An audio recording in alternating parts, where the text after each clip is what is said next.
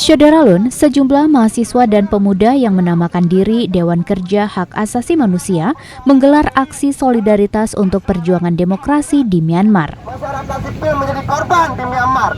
Dan hari ini kita juga mengetahui bahwa sekitar 70 orang... Aksi berlangsung di depan Taman Riyadah Kota Lok Smawe pada Minggu 14 Maret 2021 siang. Peserta aksi membentang sebuah spanduk dengan tulisan Aksi Solidaritas untuk Perjuangan Demokrasi Myanmar, Bebaskan Tapol. Aksi ini mendapatkan pengawalan ketat dari pihak kepolisian.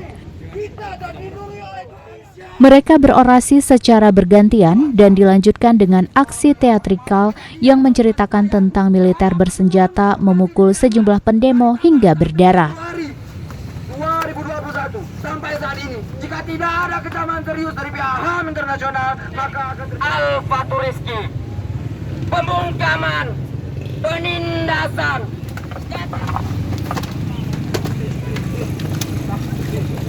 Kami dari LMND dan mahasiswa pro demokrasi dan jaringan demokrasi internasional yang tergabung di Dewan Kerja Hak Asasi Manusia.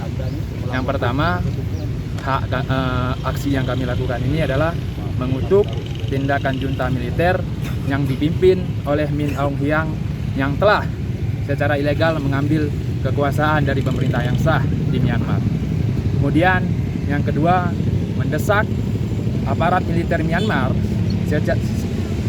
segera mungkin menghentikan penggunaan kekerasan terhadap masyarakat sipil, aktivis pro demokrasi, dan menghentikan penangkapan sewenang-wenang terhadap masyarakat sipil yang ada di Myanmar.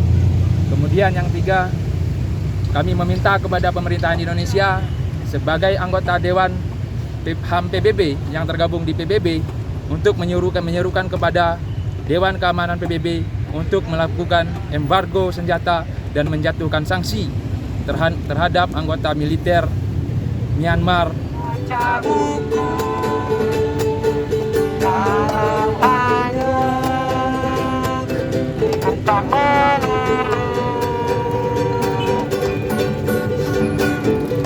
Mana-mana